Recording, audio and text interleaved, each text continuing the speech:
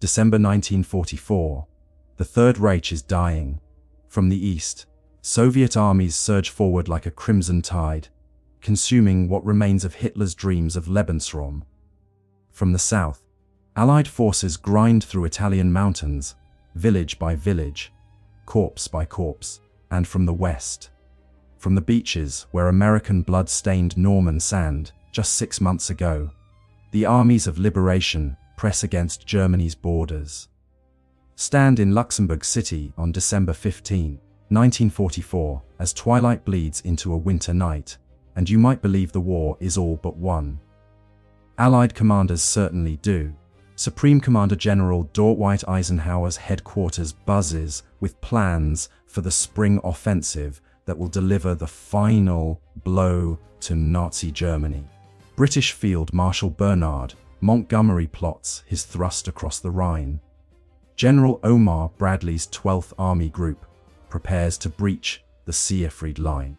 Lieutenant General George Patton's Third Army, bloodied but unbroken after months of savage fighting in Lorraine, readies itself for one more push into the German industrial heartland. The mathematics seem irrefutable. The Allies field over 60 divisions on the Western Front, control the skies absolutely.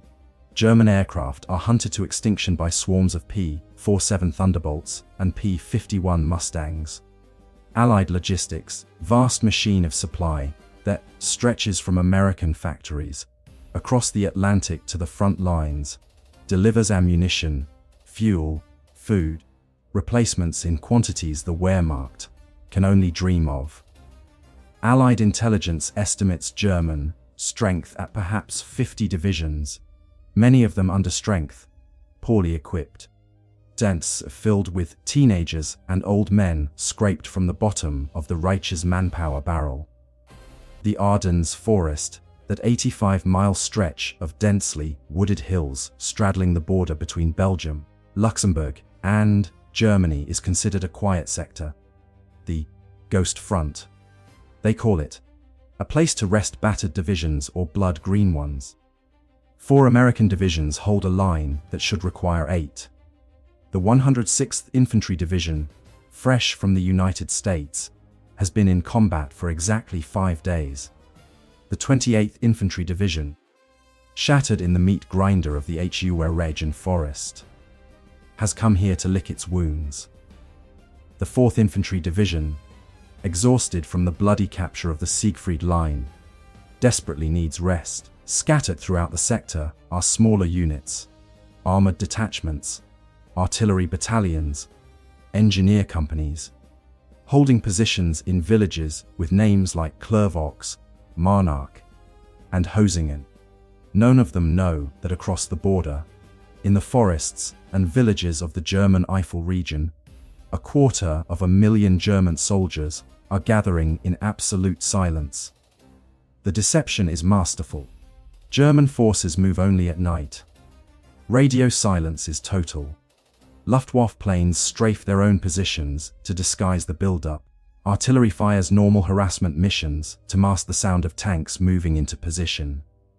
The snow, thick, wet, relentless, muffles engine noise and covers tracks. Fog rolls through the valleys, obscuring the German assembly areas from Allied reconnaissance flights. But the build-up is real. Terrifyingly real. In villages behind the West Wall, 3 German armies mass for what Adolf Hitler calls Wacht am Rhein, Watch on the Rhine, a name deliberately chosen to suggest a defensive operation. 6th SS Panzer Army, under SS General Sepp Dietrich, Hitler's old comrade from the beer hall putsch days, assembles in the north with 4 SS Panzer divisions and 5 infantry divisions. In the center, General Hasso von Manteuffel's 5th Panzer Army concentrates 7 divisions, including 2 panzer divisions and 5 infantry divisions. In the south, General Erich Brandenberger's 7th Army deploys 4 infantry divisions to protect the southern flank. The numbers are staggering: over 200,000 men, almost 1,000 tanks, including 45 of the massive Tiger II heavy tanks, each mounting an 88mm gun that can kill any Allied tank at ranges exceeding a mile. Nearly 2,000 artillery pieces, stored in caves and forests, protected from Allied bombers, 5 million gallons of fuel. Barely enough for the operation, but all that remains of Germany's shattered oil industry is audacious to the point of insanity, and Hitler himself dictated its objectives. The German armies will smash through the weakly held Ardennes, race 125 miles to the port of Antwerp, split the British and American armies, and destroy 4 Allied armies in detail. The psychological shock, Hitler believes, will force the Western Allies to negotiate a separate peace, allowing Germany to transfer its remaining forces east to face the Soviet threat. His generals, von Rundstedt, Model, von Manteuffel, think the plan is madness. They propose more limited objectives: pinch off the American salient at Aachen, destroy a few divisions, buy time. Hitler overrules them all. If this does not succeed, he tells them, Germany is finished. The irony is that one American general has been warning of exactly this possibility for weeks. Colonel Oscar Koch, intelligence officer for Patton's Third Army, has watched German divisions disappear from the line opposite his positions and tracked them northward into the Eifel. On December 9, Koch briefs Patton. Enemy's buildup of troops opposite the Vichy Corps shows a definite pattern. Patton, that warrior whose instincts have rarely failed him, orders his staff to prepare contingency plans for a northward pivot, just in case. But Patton's warnings, filtered up through the chain of command, meet skepticism.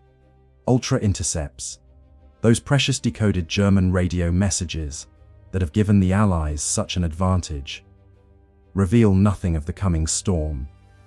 German radio discipline is perfect. Allied intelligence sees what Hitler wants them to see: a defensive build-up, preparations to meet the expected American winter offensive. In the Ardennes itself, American soldiers try to stay warm. They hunker in foxholes dug into frozen earth, their breath steaming in the frigid air. Some rest in the relative comfort of villages, billeted with Belgian families who remember the German occupation of 1940 and pray it won't return. They write letters home, play cards, heat rations over small fires. The veterans among them, those who have seen the elephant in Normandy or North Africa, know the war will go on for months more. But here, in this quiet sector, they can rest, recover, prepare for the battles to come. On the night of December 15, the forests across the German border are alive with the rumble of engines, the clink of tank treads, the muted voices of men moving into position. At 5:30 the next morning, those forests will vomit steel and death upon the unsuspecting Americans. December 16, 1944, will become the longest day in American military history since Gettysburg. The first warning is sound, a sound that no veteran soldier ever forgets, a sound that turns bowels to water and makes the heart hammer against ribs like a fist against a door. It begins at exactly 5:30 a.m. on December 16, 1944, in the pre-dawn darkness of the Ardennes, when fog lies thick in the valleys and American soldiers huddle in their foxholes dreaming of home. German artillery opens fire. Not a single battery. Not a few guns firing harassment missions. The entire assembled firepower of 3 German armies, nearly 2,000 artillery pieces, from light field guns to massive 170mm railway guns, erupts in a single, coordinated barrage that transforms the peaceful Ardennes into hell on earth. Shells scream through the darkness like banshees. High explosive rounds detonate among American positions, throwing up geysers of frozen earth and shattered trees. White phosphorus shells burst in brilliant flares that ignite equipment and flesh alike. Nebelwerfer rockets, the screaming memes, soldiers call them, wail through the air in salvos that land with bone, shattering concussions. The barrage walks back and forth across American positions, seeking command posts, destroying communication lines, pulverizing strongpoints. For 90 minutes, the barrage continues. Then, as suddenly as it began, it stops. In the terrible silence that follows, broken only by the crackle of fires and the screams of wounded men, American soldiers peer through the fog and darkness. Some see shadows moving. Others hear the growing roar of engines. Veterans recognize that sound. Diesel engines, the deep, throated growl of German tanks. Then the searchlights snap on. The Germans have positioned dozens of searchlights along the border, at the low cloud deck overhead. The clouds become a ceiling of reflected light, transforming night into a weird, shadowless artificial day. In that ghostly illumination, Americans see what's coming. Tanks, infantry, assault guns, half-tracks, all advancing in overwhelming numbers, emerging from the forest like wolves descending on sheep. 106th Infantry Division, green and untested, holds positions around Schnee-Eifel, a ridgeline that juts like a thumb into German territory of its regiments. The 422nd and 423rd find themselves surrounded within hours as German spearheads punch through on either side. The division commander, Major General Alan Jones, pleads for permission to withdraw. WWII Corps Commander, Major General Troy Middleton, denies the request. Hold your positions, he orders. Help is coming. Help will not arrive in time. 28th Infantry Division, still recovering from its mauling in the Ardennes Forest, dissolves under the German onslaught. Its 110th Infantry Regiment, responsible for a 9-mile front along the Aar River, fights with desperate courage. In the village of Clervaux, Lieutenant Colonel Hurley Fuller's battalion makes its stand in a medieval castle, trading fire with German tanks at point-blank range until ammunition runs out. Fuller and most of his men will die there by precious hours. Hours that allow other American units to fall back, hours that slow the German advance. Further north, the 99th Infantry Division, another green unit, in combat for barely 3 weeks, faces the full weight of the 6th SS Panzer Army. The Americans fight with ferocity that surprises even German veterans. Near Lochheimmergraben, Tenendreny, even a single company of the 394th Infantry Regiment holds against overwhelming odds, calling artillery fire down on their own positions when the Germans threaten to overwhelm them. When the company finally falls back, it leaves a battlefield littered with over 400 German dead. But the most dangerous German formation is just beginning its advance. Kampfgruppe Peiper, named for its commander, SS Lieutenant Colonel Joachim Peiper, is the spearhead of the 1st SS Panzer Division, Leibstandarte Adolf Hitler. Peiper is 29 years old, a veteran of the Eastern Front, holder of the Knight's Cross, and as ruthless as they come. His battle group comprises 800 men, 117 tanks including the massive Tiger Hees, orders to reach the Meuse bridges at any cost. Peiper's advance is delayed for hours by traffic jams behind the front lines. German infantry divisions, supposed to punch holes in the American defenses, have failed to break through quickly enough. When Peiper finally gets moving on the afternoon of December 17, he leaves a trail of destruction behind him. At the village of Honsfeld, still held by Americans, Peiper's tanks smash through defenses, capturing fuel and vehicles. Americans who surrender are herded aside, some are shot. At Beilingen, Peiper detours from his assigned route to capture an American fuel depot. 50,000 gallons of desperately needed gasoline. Again, prisoners are taken. Again, some are murdered. It is at the Bognes crossroads, 2 miles southeast of the town of Malmedy, where Peiper's men commit the atrocity that will haunt them forever. Around noon on December 17, A small American convoy, Battery B of the 285th Field Artillery Observation Battalion, approaches the crossroads, unaware that German tanks are nearby. Peiper's lead elements spot the convoy and open fire. Outgunned and outmatched, the Americans surrender after brief resistance. About 220 prisoners are herded into a snow-covered field adjacent to Café Baudard, guarded by SS troops, while the rest of Kampfgruppe Peiper continues its advance. What happens next is debated by historians, but the end result is not. The Germans open fire on the unarmed prisoners. Machine guns rake the field. SS soldiers walk among the fallen, administering coup de grace shots to the heads of wounded men. When the shooting stops, 84 Americans lie dead in the snow. About 43 survivors escape by playing dead or fleeing into nearby woods. News of the Malmedy Massacre spreads through American lines like wildfire. The effect is instantaneous and profound. American soldiers who might have considered surrendering now fight to the death. Captured SS troops find themselves facing summary execution. The Americans realize this is not war by the rules they understood. This is something darker, something that strips away any remaining illusions about the nature of their enemy.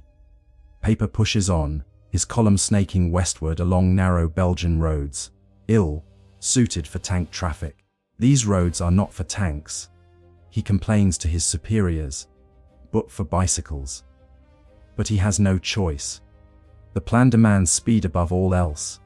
He must reach the Meuse, must capture bridges intact, must keep moving despite fuel shortages, despite American resistance, despite the narrowness of the roads that force his powerful battle group to advance in a single vulnerable column.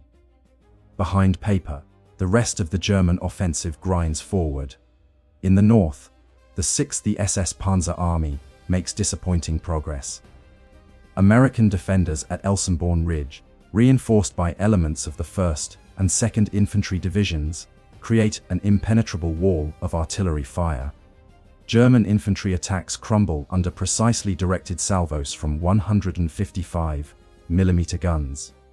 The elite SS divisions, accustomed to breaking through Soviet defenses, discover that American artillery, directed by forward observers and concentrated by radio-linked fire direction centers, is the most lethal weapon on the battlefield. In the center sector, von Manteuffel's 5th Panzer Army makes better progress. His tanks bypass the key road junction at Bastogne. They'll deal with it later, the plan says, and drive for the Meuse. By December 20, lead elements of the 2nd Panzer Division have advanced 60 miles, crossing the Belgian border, passing through villages that haven't seen Germans since 1940. Belgian civilians hide in cellars, praying the nightmare won't return. But behind the German spearheads, American resistance stiffens. Small unit actions. A platoon of tank destroyers ambushing a German column. Combat engineers blowing a critical bridge. A company of infantry making a last stand. At a crossroads. Buy precious time. Each hour of delay means another American division moving toward the battle. Each destroyed bridge means German tanks burning fuel while engineers build bypasses. Each roadblock means German columns bunching up, vulnerable to air attack once the weather clears. In Luxembourg City, in a headquarters hastily set up as the battle unfolds, General Omar Bradley's staff struggles to understand what's happening. Initial reports are confused, fragmentary, major German attack, or just a spoiling attack to disrupt Allied offensive plans. Bradley's intelligence chief, Brigadier General Edwin Seibert, has dismissed warnings of a German buildup. Those warnings are coming home with terrible vengeance. In Paris, at Supreme Headquarters Allied Expeditionary Force, Eisenhower grasps the situation almost immediately. This is no spoiling attack. This is an all-out offensive aimed at Antwerp. The key, Eisenhower realizes, is Bastogne. that small Belgian town where 7 roads converge. Whoever controls Bastogne controls movement through the Ardennes. Without those roads, German armor will be channeled onto narrow tracks through dense forests. Eisenhower acts with decisive speed. He commits his only strategic reserve, the 82nd and 101st Airborne Divisions, resting in France after their disastrous Operation Market Garden in Holland. The 82nd will go to the northern shoulder. 101st will go to Bastogne. They have hours to move over 100 miles. They leave behind their wounded, their heavy equipment, some of their artillery, pile into trucks in the pre-dawn darkness of December 18 and race toward the sound of the guns. The race is on. Can the Americans reach Bastogne before the Germans? They hold if they get there. The answer to these questions will determine whether Hitler's gamble might actually succeed, or whether the Battle of the Bulge will become Germany's death sentence. December 18, 1944, 900 p.m., the first trucks carrying the 101st Airborne Division rumble into Bastogne. Climbing down from those trucks are not the fresh-faced paratroopers who jumped into Normandy on June 6. They are veterans now, hardened by months of savage combat, fought through the hedgerows of Normandy, held against German counterattacks in the Bocage, parachuted into Holland for Market Garden, and watched their comrades die by the hundreds. They know what it means when they're rushed to a crisis point with order to hold at all costs. It means a lot of them won't be coming back. Brigadier General Anthony McAuliffe, acting commander of the 101st E.S. Division Commander Maxwell Taylor, is in Washington for meetings, sets up his headquarters in the Heinz Barracks in the center of town. His orders from V Corps Commander Troy Middleton are brutally simple: hold Bastogne. The Germans must not take this town. McAuliffe studies maps spread on a table and realizes he has perhaps 18 Zarozan men. His own division plus Combat Command B of the 10th Armored Division, the 705th Tank Destroyer Battalion, remnants of other units, driven back by the German assault. Against him elements of 7 German divisions, including 3 Panzer divisions with over 300 tanks. The mathematics don't favor the Americans, but mathematics have never been the sole determinant of battle outcomes. McAuliffe deploys his forces in a circular, defensive perimeter around the town. 501st Parachute Infantry Regiment takes the eastern sector, facing toward Maigueret and Longville, where German armor is approaching. The 502nd goes to the north and northwest, around Neuville. Dussen 6th holds the west. The 327th Glider Infantry anchors the southern and southeastern sector. The 10th Armored's Combat Command B acts as mobile reserve, ready to rush to threatened points. Arrive not a moment too soon. German lead elements are already approaching. At Neuville, 4 miles northeast of Bastogne, Major William de Saubry's Tank Battalion, part of the 10th Armored, crashes into the 2nd Panzer Division on the night of December 19. Savage battle erupts in fog, so thick that American and German tanks trade shots at ranges of 50 yards. Buildings explode in flames. Vehicles burn like torches in the darkness. De Saubry himself is severely wounded when a shell fragment tears into his face. But his men hold Neuville through December 19, buying precious hours for the Bastogne perimeter to solidify. December 20, Bastogne is surrounded. German forces have swept past on both sides, cutting all roads. The 101st is an island in a sea of Germans. They're an island with teeth. Artillery batteries positioned in the center of the perimeter can mass fires on any German attack from any direction. And McAuliffe has another advantage. No, they're fighting not for some nameless village, but for a town whose name is already appearing in newspapers worldwide. They're fighting for something that matters. The German commanders, Generals von Luttwitz and Bayerlen, look at Bastogne and see a problem. They need those roads. Their panzers, racing for the Meuse, need clear supply routes. Initial attacks on December 20 and 21 fail. American artillery tears German formations apart. German losses mount. American defensive positions, hastily dug but well sighted, turn back armored thrusts. Men of the 101st, the siege becomes a test of endurance. Artillery fire pounds the town day and night. German Nebelwerfer rockets scream in, demolishing buildings, cutting communications, killing medics and wounded in aid stations. Luftwaffe bombers appear overhead on the nights of December 22 and 23, dropping bombs that set fires blazing in the town center. Temperatures plunge below freezing. Snow falls, then more snow. Men hunker in foxholes filled with icy water, their feet going numb, their hands losing feeling. Trench foot becomes epidemic. Frostbite claims men who survive German shells. Ammunition runs low. Artillery batteries ration their shells, firing only at confirmed targets. Medical supplies dwindle. Morphine runs out. Doctors perform amputations with hacksaws, operating in cellars by candlelight. And through it all, the question burns in every man's mind. When will relief arrive? On the morning of December 22, question seems less urgent when 4 German soldiers appear at American lines near the village of Remoyfoss, carrying white flags.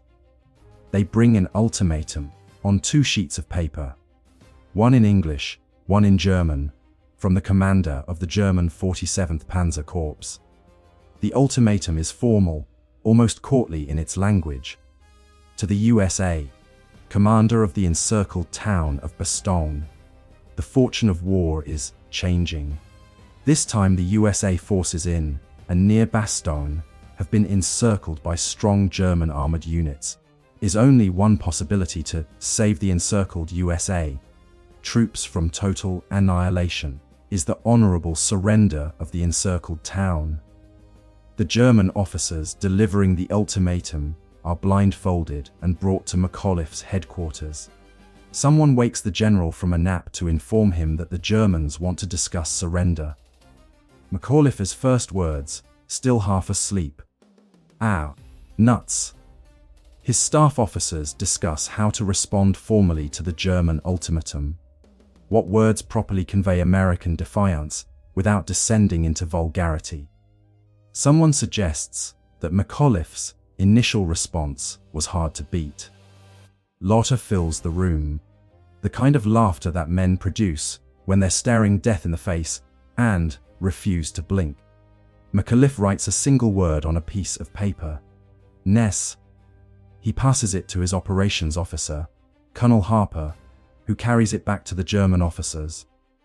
One German officer, confused by the American slang, asks what it means. Harper, without hesitation, translates: "It means, go to hell." The German officers depart, presumably to report back that the Americans have chosen annihilation. But McAuliffe knows something the Germans don't. 2 days earlier, on December 19, he attended a conference at Verdun, where Eisenhower gathered his senior commanders to plan the Allied response. At that meeting, Patton made his famous promise to attack with 2 divisions within 48 hours. McAuliffe knows Patton is coming. The question is whether the 101st can hold long enough for old blood and guts to break through. The siege intensifies after the rejection of the surrender ultimatum. German attacks probe the perimeter, seeking weak points. On the night of December 22-23, Luftwaffe bombers pound Bastogne, killing 21 people in an aid station. The psychological strain on the defenders mounts. Begin to wonder if they're going to die here, in this frozen Belgian town, before relief arrives. Then, on the morning of December 23, something miraculous happens. The weather clears. For the first time in a week, the sun breaks through the clouds. The fog that has blanketed the Ardennes lifts. American soldiers look up at clear blue skies and know what's coming. The same thing that's been terrorizing Germans for months. Allied air power. Within hours, the sky fills with aircraft. 47 transport planes, escorted by P-47 Thunderbolts, roar over Bastogne at treetop level, dropping supplies by parachute. Multi-colored parachutes blossom in the sky, red, blue, yellow, each color denoting different supplies. Ammunition, medical supplies, food, even, incredibly, a surgical team that arrives by glider and immediately sets up operations in a tool shed, working by the light of flashlights and lanterns. The resupply is like a blood transfusion to a dying man. Artillery batteries, down to their last few shells, can fire freely again. Medics have morphine for the wounded. Soldiers eat something other than scraps scavenged from burning buildings. The German forces around Bastogne discover what it means to face American tactical air power. P-47 Thunderbolts swoop down on German columns. 50 caliber machine guns ripping apart trucks and half-tracks. Fighter bombers drop bombs and napalm on German assembly areas. Any German vehicle that moves in daylight becomes a target. German soldiers learn to move only at night, to hide during the day, to fear the sound of aircraft engines the way their grandfathers feared cavalry charges. German attacks on December 25, Christmas Day, represent the last serious attempt to break the Bastogne perimeter. The 15th Panzer Grenadier Division launches coordinated attacks on multiple sectors. Fighting is savage, close range, desperate. At some points, Germans and Americans trade grenades across streets barely 30 feet wide. Artillery from both sides pounds positions, inflicting casualties on friend and foe alike, but the 101st holds. Barely. Stubbornly, with a determination born of pride and desperation, because on December 26, at approximately 4:50 p.m., Sherman tank designated Cobra King from the 37th Tank Battalion of the 4th Armored Division crashes through German lines and makes contact with American defenders at Assenois, 3 miles southwest of Bastogne. Patton has arrived. The Siege of Bastogne is over. The 101st Airborne has held for 8 days against overwhelming odds, inflicted devastating casualties on 7 German divisions. Casualties the Germans can't replace. They've consumed precious German fuel and ammunition in failed attacks. Most importantly, held the road junction that the entire German offensive depends upon. German commanders realize, with growing horror, that they can't bypass Bastogne. They can't ignore it. They can't take it. American Island in their rear has become an anchor, holding fast while the German offensive loses momentum. The defense of Bastogne won't win the Battle of the Bulge, but it ensures the Germans can't win it either. December 23, 1944. The same day the weather clears over Bastogne, it clears across the entire Ardennes battlefield.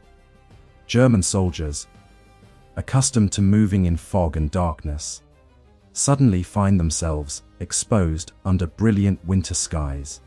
They look up, see contrails etching white lines against blue, and know their time has run out. The Allied air forces have been champing at the bit for a week, grounded by weather that made flying suicidal. Now they launch everything that can fly.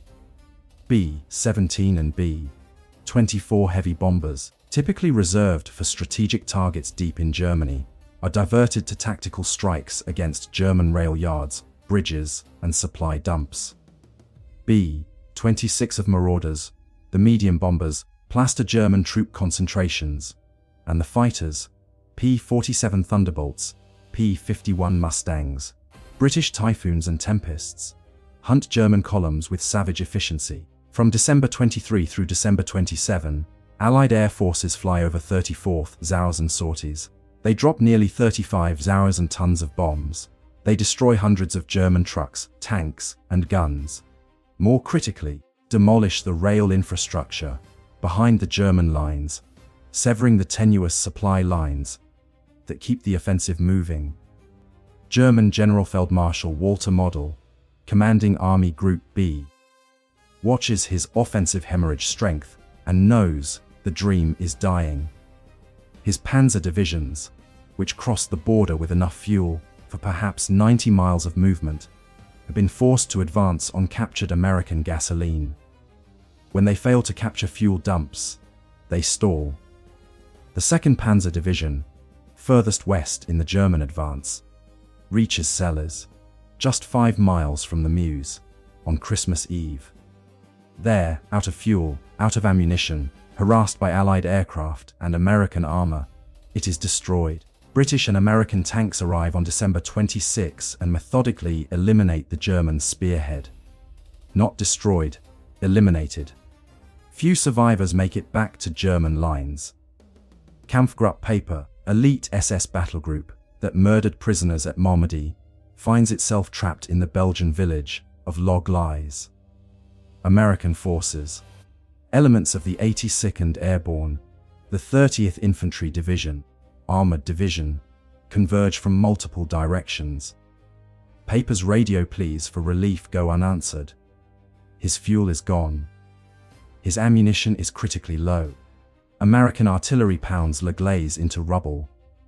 On the night of December 23-24, Peiper makes his decision. He orders his remaining tanks and vehicles destroyed, forms his surviving 800 men into a column, and attempts to break out on foot. Moving through snow and darkness, dodging American patrols, Peiper leads his men back to German lines.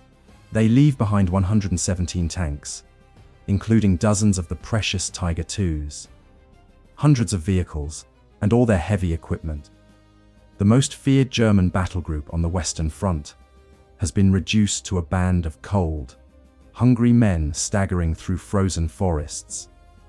The northern shoulder of the German offensive, sector where the 6th SS Panzer Army was supposed to achieve the breakthrough, has completely collapsed. American forces at Elsenborn Ridge never budged. The 2nd and 99th Infantry Divisions, reinforced by other units, created a wall of steel and high explosive that German infantry attacks couldn't penetrate. One German officer, interrogated after capture, describes the American defensive fire. "Your artillery was beyond anything we experienced in Russia. We couldn't advance 100 meters without being smashed by shells." In the center, where von Mantefel's 5th Panzer Army made the deepest penetration, the German advance stalls against American counterattacks. The relief of Bastogne by Patton's 3rd Army creates a solid southern flank. British XXX Corps, rushed south from Holland, holds the bridges over the Meuse. Bulge, that salient driven into Allied lines, is now a trap. German divisions inside the Bulge are being squeezed from north and south, while Allied air power savages them from above. Raging in his headquarters, refuses to authorize withdrawal. Not a single step back, he orders.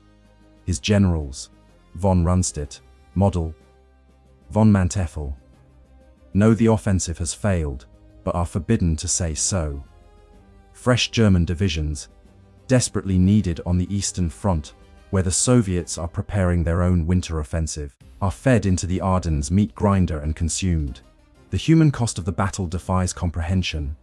American casualties mount: 19,000 killed, 47,500 wounded, 23,000 missing or captured. Many of the missing and captured are from the 106th Infantry Division's 2 regiments that surrendered on December 19 after being surrounded on Schnee Eifel. Nearly 8,000 men marched into German prisoner of war camps. Trench foot and frostbite hospitalized thousands more. Some infantry companies that entered the battle with 200 men emerge with 40. German losses are worse. Killed, wounded, missing, between 80,000 and 100,000 casualties. More critically, the Ardennes Offensive consumes Germany's last reserves of men and material. The 700 tanks lost can't be replaced. German factories, pounded by Allied bombers, struggle to produce 100 tanks monthly. The 1,600 aircraft lost represent the last operational strength of the Luftwaffe. the fuel expended. Millions of gallons burned in the advance. Millions more destroyed by Allied bombing. Can't be replaced from Germany's bombed out refineries.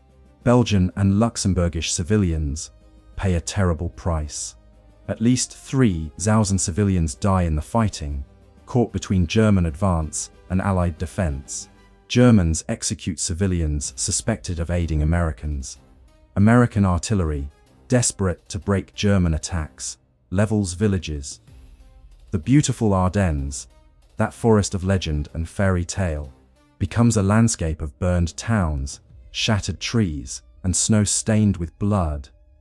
Perhaps the most revealing moment comes on December 28, when Eisenhower meets with his commanders at Verdun to plan the final counter-offensive.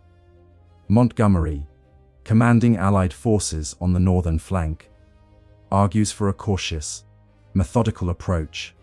Wait until the Germans exhaust themselves, then advance carefully. Patton, commanding in the south, demands an immediate all-out attack to cut off the entire German salient. Eisenhower chooses a middle course. Montgomery will attack from the north on January 3. Patton will continue attacking from the south. The two Allied spearheads will meet at Hauffeleise, in the center of the Bulge, pinching off whatever German forces remain. But even as the commanders argue over strategy, the outcome is no longer in doubt. The Germans have shot their bolt. Offensive that was supposed to split the Allies and turn the tide of the war has done neither. Instead, it has consumed Germany's last operational reserves and opened the door to final Allied victory. On January 1, 1945, the Luftwaffe launches one final gamble. Operation Bodenplatte, a massive strike against Allied airfields. Nearly 800 German aircraft take off at dawn, achieve complete surprise, and destroy or damage 465 Allied aircraft on the ground. Tactical success that becomes a strategic disaster. The Luftwaffe loses 277 aircraft, but more critically, it loses experienced pilots it can't replace. Allies replace their lost aircraft within days. The Luftwaffe never recovers. By mid-January, the Bulge has been reduced to a shallow dent. German forces retreat to their starting positions, abandoning equipment they can't move, leaving behind thousands of wounded they can't evacuate. The Allies pursue, hampered by weather and demolished roads, but relentlessly pushing the Germans back. On January 16, 1 month to the day after the offensive began, American patrols from the north and south meet at Hauffeleise. The Battle of the Bulge is officially declared over. The consequences of Hitler's last great gamble are only beginning to unfold. January 25, 1945. In Berlin, deep in the Führer bunker beneath the Reich Chancellery, Adolf Hitler studies maps that tell a story of catastrophe. In the Ardennes, his offensive, his last roll of the dice, his final attempt to alter the war's inevitable conclusion, has collapsed. The bulge in the Allied lines has been erased. American and British forces are preparing offensives that will carry them across the Rhine and into the heart of Germany, and in the east, Ardennes, where he desperately needed those divisions consumed in the Ardennes. Soviet armies are advancing at terrifying speed, already deep into Poland, racing toward Berlin. The mathematics of Germany's doom are now inescapable. The Battle of the Bulge destroyed the last meaningful German strategic reserve. Gone are the panzer divisions that might have slowed the Soviet advance. Gone are the fighters and bombers that might have contested Allied air supremacy. Gone are the tons of fuel, thousands of trucks, the millions of artillery shells that might have prolonged the defense. German commanders, those who survived, offer bitter assessments. General Feldmarschall von Rundstedt, who never believed in the offensive, watches his armies bleed white and concludes: the Ardennes was the last great German offensive of the war. With its failure, Germany's defeat became inevitable within months rather than years. General Hasso von Manteuffel, whose 5th Panzer Army achieved the deepest penetration, is more blunt. Why lost the war in the Ardennes? Not just the battle, the war. Everything we had left was committed there and destroyed. After that, we were just delaying the end. SS General Sepp Dietrich, Ander of the 6th SS Panzer Army, offers perhaps the most damning indictment. The FU Hers plan was madness from the start. We didn't have the fuel to reach Antwerp. We didn't have the reserves to exploit a breakthrough. We didn't have the logistics to sustain an offensive. We were fighting Americans who wouldn't break. That last point, the Americans who wouldn't break, resonates through German post-war accounts. The Wehrmacht had crushed French armies in 1940 with the same tactics in the same terrain. They expected similar results in 1944. Instead, encountered an American army that was green in many sectors, outnumbered in others, surprised everywhere, but refused to collapse. The 106th Infantry Division, thrown into the offensive's opening hours, saw 2 of its regiments surrounded and captured. But its 3rd Regiment, the 424th, fought its way out and joined the defense of Seine. Vith, critical road junction that consumed 5 days of German effort before falling. The 99th Infantry Division, another green unit, inflicted casualties on German attackers at an 18:1 ratio. 101st Airborne at Bastogne became legend, but dozens of smaller units, engineer companies, tank destroyer battalions, artillery batteries, scratch formations thrown together from survivors, fought with equal determination. German forces, accustomed to Soviet armies that would break under overwhelming attack then reform and counterattack, found American forces fought differently. Small American units would trade space for time, falling back while calling in devastating artillery fire, reforming at the next village or ridgeline, counterattacking when opportunity presented itself. American logistics, that vast machine that had liberated France and crashed through the Siegfried Line, proved capable of pivoting entire armies on days' notice. Patton's 3rd Army, attacking east toward Germany on December 19, turned 90 degrees north and was attacking toward Bastogne by December 22. But American success came at terrible cost. The Battle of the Bulge was the bloodiest battle American forces fought in World War II. More American soldiers died in the Ardennes than in any other single battle. More than Normandy, more than Iwo Jima, more than the Philippines. The casualty figures, over 89,000 American casualties, including 19,000 killed, represent entire divisions destroyed and reformed. Psychological impact on surviving soldiers was profound. Men who fought in the Bulge rarely spoke of it willingly. The cold, the confusion, the terror of being surrounded, the sight of captured comrades murdered at Malmedy. These memories haunted them for decades. Post-traumatic stress disorder, not yet recognized or named, affected thousands. Some men returned to combat after brief hospitalizations and fought mechanically, efficiently, but with something vital burned out of them. Others broke completely and spent months or years in military psychiatric hospitals. For the citizens of Belgium and Luxembourg, liberation had come twice. Once in September 1944, in January 1945. In between came winter hell. Entire villages were destroyed in the fighting. Thousands of civilians were killed or wounded. Malmedy Massacre had civilian victims too, at Stavelot, at Troyes, Ponce. At other towns along Kampfgruppe Peiper's route, SS troops executed Belgian civilians suspected of resistance activity. Immediate military consequences of the Battle of the Bulge became apparent within weeks. On January 12, 1945, the Soviets launched their Vistula, Oder Offensive, massive attack across Poland toward Germany. German forces, stripped of reserves consumed in the Ardennes, collapsed. In 3 weeks, Soviet armies advanced 300 miles. By early February, Soviet troops stood on the Oder River, just 40 miles from Berlin.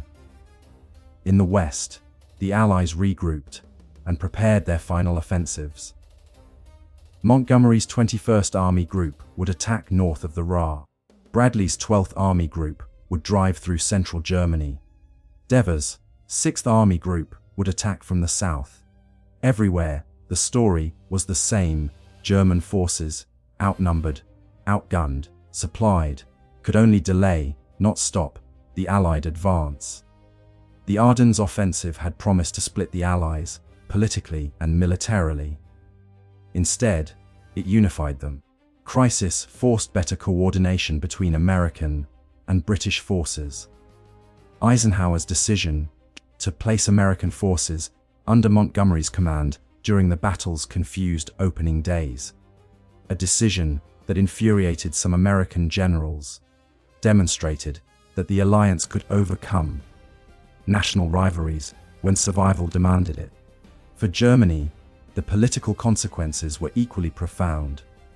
The Ardennes Offensive exhausted what little remained of German civilian morale.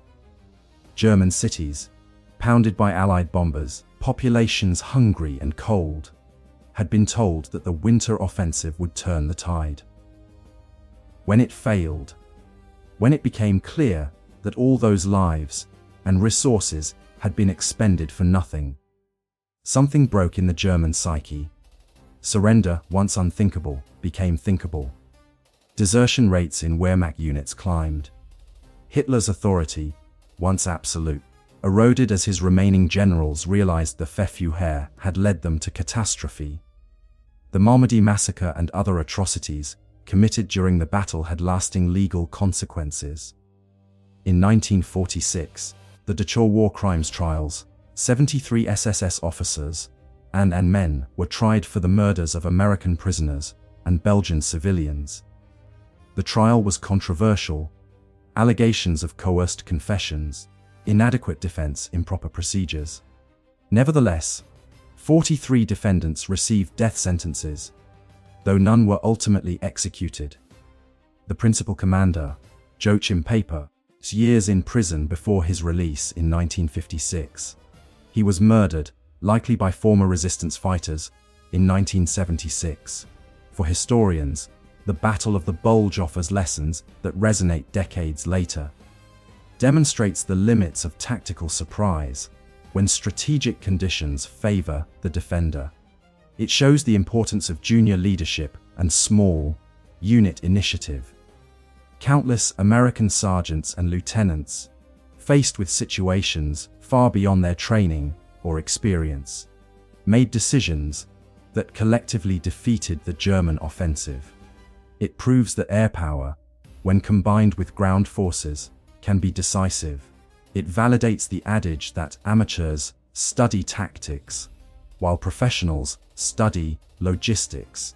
German tactical brilliance in the opening days meant nothing when logistics failure starved their spearheads of fuel.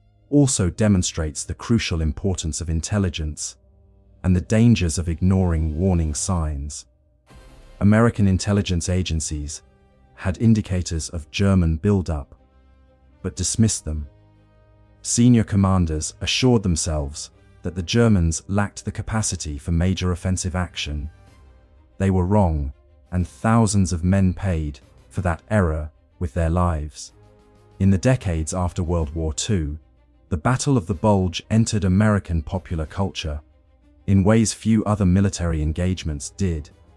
It became the subject of films, books, television documentaries, veterans' memoirs poured forth, museums dedicated to the battle opened in Belgium and Luxembourg. The town of Bastogne erected monuments to the 101st Airborne. Every December, ceremonies commemorate the battle and honor those who fought there. Why does this battle, more than other American battles in Europe, capture imagination? Perhaps because it represents American military forces at a moment of maximum peril. The Normandy invasion was meticulously planned and executed with overwhelming force. The advance across France moved so quickly that German forces couldn't recover. But the Bulge caught Americans by surprise, outnumbered, scattered, fighting in terrible conditions. That they held, counterattacked, that they turned Hitler's last gamble into his last disaster. This speaks to something Americans want to believe about their military, that when surprised, when outnumbered, when the odds are longest, American soldiers don't break. For the men who fought there, such romanticization often rang hollow. Private Donald Rivette, who fought at Bastogne with the 101st, in a 1994 interview, "People call it the greatest American battle. Maybe it was. All I remember is cold and fear and death. My best friend died next to me Christmas Day. I don't remember glory. I remember trying not to die." Lieutenant Colonel Creighton Abrams, who commanded the 37th Tank Battalion that broke through to Bastogne, offered a different perspective. "We did what needed doing. No more, no less. The Germans needed to be stopped, so we stopped them. That's what soldiers do." In the end, perhaps that simple assessment captures the battle's true significance. The Germans needed to be stopped.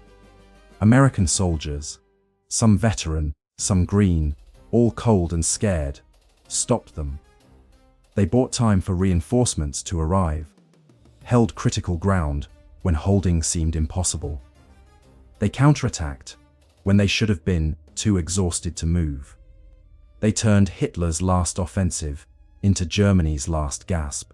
3 months after the Battle of the Bulge ended, American and Soviet forces met at the Elbe River in the heart of Germany.